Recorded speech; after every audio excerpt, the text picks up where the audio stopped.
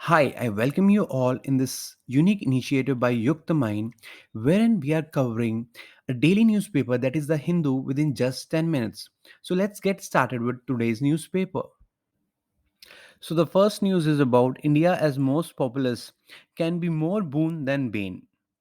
So recently, United Nations report suggests that India will have a population of 142.86 crore by mid 2023, which is 2.9 million higher than China's population of 142.57 crore. Population in itself is not a burden. Instead, it is the nature of the population growth, size, and its composition that decides when a population becomes a resource or a burden.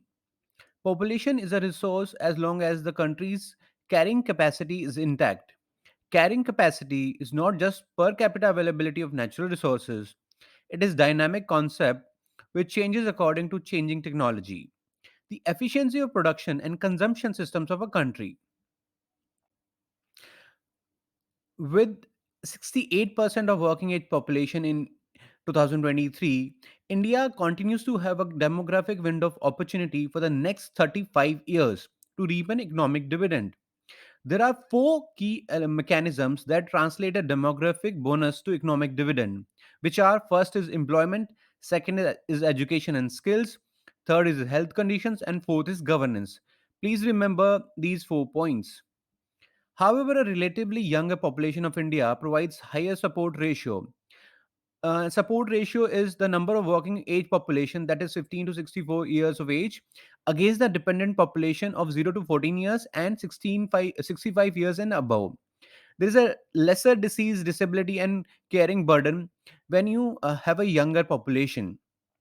India's opportunity must be looked at in comparison to the consequences of population decline and aging across some countries that include Japan, China, and United States, and other major economies. A majority of these major economies have been implementing pro-natalist policies to improve birth rates. However, these actions have shown to be largely ineffective. Once fertility tends to decline, it is hard to reverse it. Available demographic opportunity in the form of greater share of working age population has the potential to boost per capita GDP by an additional 43% by 2061, provided the socio-economical and political enabling environment is conducive. Therefore, drastic population control methods run the risk of inducing forced population aging, which would result in the nation getting old before getting rich. Now, moving on to the second news. A new Trika for India's Northeast region. The goal of connecting a larger part of South Asia with Southeast Asia can be steered by the trade of Bangladesh, India, and Japan, using the Northeast as a focal point. The third India Japan intellectual dialogue that happened on April 11 2023, was hosted by Asian Confluence called SCON in Agartala, Tripura. It is called Game Changer because one of the most important projects is the development of Matar Bari deep sea port on the southeastern coast of Bangladesh. It is being constructed with Japanese assistance and is scheduled to be operational in 2027. Hiroshi Suzuki, Japan's ambassador to India, emphasized at the conference that while increased connectivity of roads and railways is important, it is not enough without the creation of regional industrial value chains. Hence, rapid industrialization in the sectors where the Northeast enjoys competitive advantage assumes significance. The northeast of India is blessed with vast natural resources. Its strategic location, sharing borders with Nepal, Bhutan, China, Bangladesh, and Myanmar, is an asset. Creating value chains and manufacturing products should encompass diverse sectors such as agro-processing, man-made fibers, handicrafts, assembly of two-wheelers, and perhaps mobile phones and pharmaceuticals. The population of Northeast, with its good education, already excels in the services sector, drawing potential investor attention. So, what are the challenges? Japan as a single investor in the Northeast is unworkable. Indian companies too must invest. So there must be a grouping of investment to facilitate growth in Northeast of India. India must ease restrictions on the flow of investment from Bangladesh because Bangladesh foreign minister was saying that Bangladesh has provided connectivity to northeastern part of India, whereas Bangladesh is not getting the same connectivity through India to Bhutan and Nepal. So, what are the suggestions?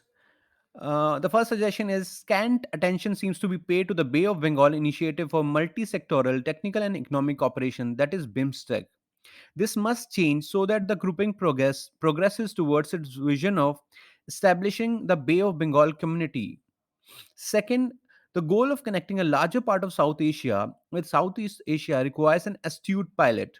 This leadership can come from the triad of Bangladesh, India, and Japan, in short, BIJ. A BIJ forum should be launched first at the level of foreign ministers, a move that will be welcome in the Northeast. Now we move on to a third news. In February 2023, Russia surpassed Saudi Arabia to become the second biggest exporter of crude oil to India in financial year 2023. However, Iraq continued to retain the top spot. Now we come to our fourth news. Recently, EU has passed crypto legislation. So, what is this EU's new crypto legislation? The European Parliament, the legislative body of the 27-country bloc European Union, has approved the world's first set of comprehensive rules to bring largely unregulated cryptocurrency markets under the ambit of regulation by government authorities. The regulation, called the Markets in Crypto Assets, that is MICA, will come into force after formal approval by member states. So, why do regulate crypto markets? The year 2022 saw some of the biggest failures and wipeouts in the crypto industry involving bankruptcies and fraud scandals. Be it the collapse of crypto exchange FTX and its spat with Binance, or the failure of Terra Luna cryptocurrency and its associated stablecoin. So, what kind of assets will MICA cover? The MICA legislation will apply to crypto assets. Crypto assets are broadly defined in the text as a digital representation of value or a right that uses cryptography for security and is in the form of a coin or a token or any other digital medium which may be transferred and stored electronically using distributed ledger technology or similar technology. This definition implies that it will apply not only to traditional cryptocurrencies like Bitcoin and Ethereum, but also to newer coins like stablecoins. What are stablecoins? Stablecoins are digital tokens that aim to stay pegged in value with a more stable asset, that is, a fiat currency like the US dollar or other stable cryptocurrencies. As for the assets that will be out of MICA scope, it will not regulate digital assets that would qualify as transferable securities and function like shares or their equivalent and other crypto assets that already qualify as financial instrument under existing regulation. It will also, for the most part, exclude non fungible tokens, that is, NFTs. So, what are the new rules? MICA will improve compliance on the issuers of crypto assets who are defined as the legal person who offers to public any type of crypto assets. It will apply to crypto asset service providers, in short, CASPs, providing one or such crypto services. The base regime will require every CASP to get incorporated as a legal entity in the EU.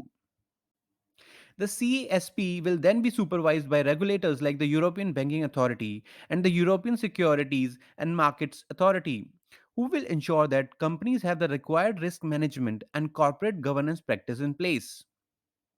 Another legislation passed with MICA requires companies to send information of senders and recipients of crypto assets to their local anti money laundering authority to prevent laundering and terror financing activities. This has been a major concern with cryptocurrencies. So, what has been the reaction of market? Broad views that it is better to have a regulatory framework than having no rules at all and attracting regulatory action on a case by case basis without clarity. However, some experts feel that the regulation is already laggard in covering newer vulnerabilities in the crypto industry. They point out that it does not cover practices like crypto staking and lending, which led to some of the industry's biggest failures last year. MICA also does not cover NFTs or decentralized finance, which is prone to hacks and fraud because it is managed by code rather than humans. So let us talk about how cryptocurrencies are regulated in India. India is yet to have a comprehensive regulatory framework for crypto assets. A draft legislation on the same is reportedly in the works. The union budget for 2022 imposed a 30% tax on income from the transfer of any virtual digital asset. In March this year, the government placed all transactions involving virtual digital assets under the purview of Prevention of Money Laundering Act. Let us now move on to our fifth news. It's about how can a juvenile be tried as an adult in court. The National Commission for Protection of Children, that is NCPCR, has recently issued guidelines for conducting a preliminary assessment by Juvenile Justice Board, that is JJB, under Section 15 of Juvenile Justice Act 2015. The sole objective of having such a preliminary assessment is to determine whether a child within the age group of 16 to 18 years should be tried as an adult in case of heinous offenses. The NCPCR is under a statutory obligation under Section 109 of the JJ Act 2015 to monitor the proper implementation of the provisions of the Act. So we move on to our sixth news. Lockbit, a ransomware, is in news these days. So, what is Lockbit ransomware and why is it targeting Mac operating systems? First reported in September 2019 and dubbed the ABCD virus due to the file extension used when encrypting victims' files, the Lockbit ransomware is designed to infiltrate victim systems and encrypt important files. The virus is categorized as a crypto virus due to its request for payment in cryptocurrency to decrypt the files on the victim's device. Historically, ransomware has targeted Windows, Linux, and the VMware ESXi servers. However, the Lockbit is now working to create encryptors targeting Macs for the first time. Historically, ransomware has targeted Windows, Linux, and the VMware ESXi servers. However, the lock. Now we move on to our final news of the day. The Jal Shakti Ministry is planning to deploy a vast network of groundwater sensors that will continuously relay information on groundwater levels as well as degree of contamination down to the taluk level.